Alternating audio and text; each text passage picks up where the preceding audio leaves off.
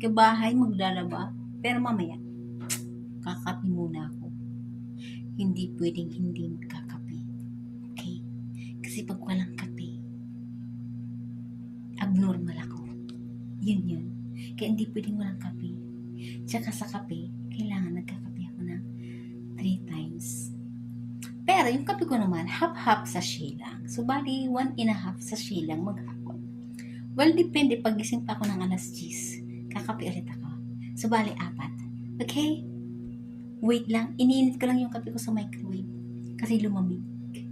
Hindi pwedeng malamig ang kape na iniinom ni kabayan. Wait lang. Tingnan natin kung umuusok na sa init.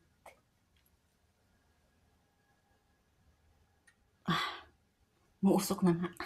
Masarap to. Higupin ko nga. Masarap.